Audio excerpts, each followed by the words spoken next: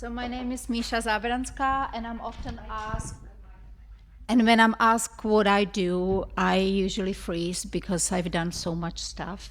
So I say I'm a visual storyteller, and somehow it's always related to animation. So this is my really unusual journey, how I got to do what I do. So like my personal hero says, life is like a box of chocolates. You never know what you're gonna get. And sometimes you get some lemons, so you make a lemonade to go with the chocolates. I feel my life moved through a few distinct boxes. The first could be labeled growing up, or acquiring skills that would build my professional career later on. I'll focus on the chocolates and ignore the lemons. My spatial senses and aesthetics were partially shaped by original architects like Jan Kotěra and Josef Gočár, because I come from Hradec Králové.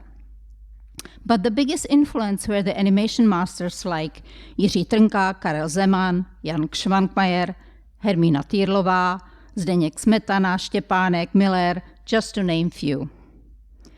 By chance, I landed in a lot of high-level training as a kid.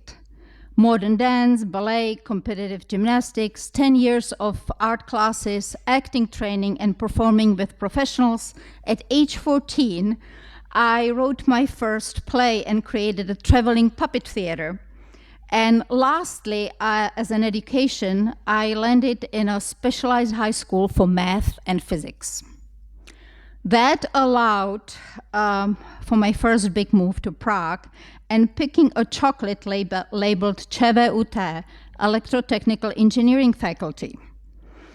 As a university student at 1989, I picked a life-changing bonbon labeled Velvet Revolution. And I worked at the student headquarters at DAMU, where I participated on a large-scale projects with some top-level people.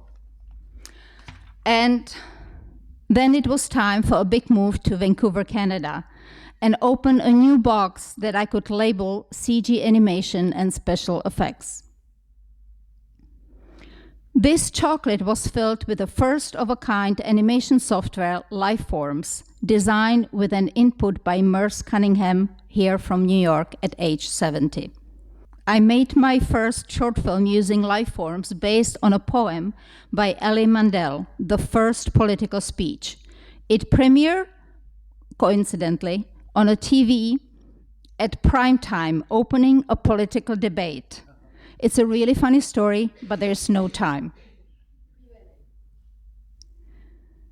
And that landed me a few unique chocolates, mainly animating and directing on ReBoot, the first series created on computers ever, and several other interesting jobs, but we don't have time.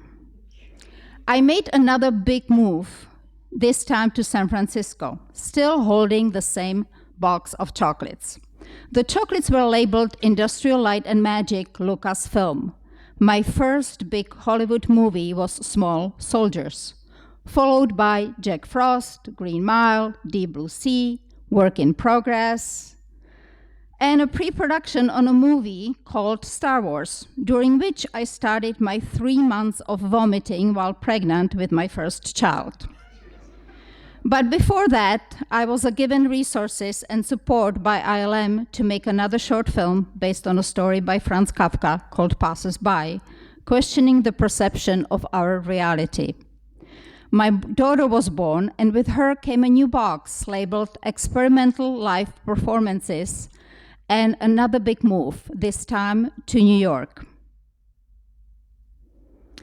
I was given a big chocolate bonbon in the form of designing an actual and digital set at the Metropolitan Opera House, using all my theater and moving skills. It was a success, and I got offered several amazing projects, but unfortunately 9/11 happened, and creative jobs vanished. This would be one of the lemons. Luckily, I was saved by a big chocolate in the form of teaching position at NYU at the Center for Digital Applications. As a professor, I continued with the experimental forms of animation and live performances.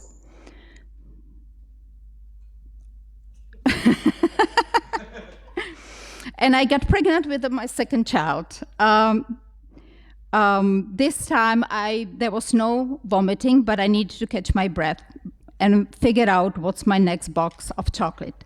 In the latest box came a new teaching position at Pratt Institute, and this year a NISCA grant that allowed me to turn one of my scripts into an immersive virtual reality experience, return to my quantum physics roots.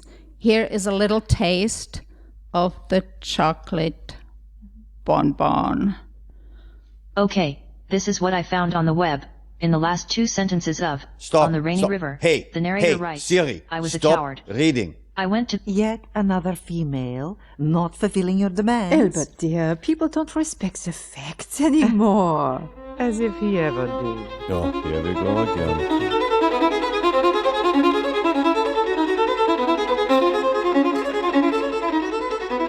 You could choose to be happy. Exactly. There is no truth. All is relative. The alternative truth bullshit.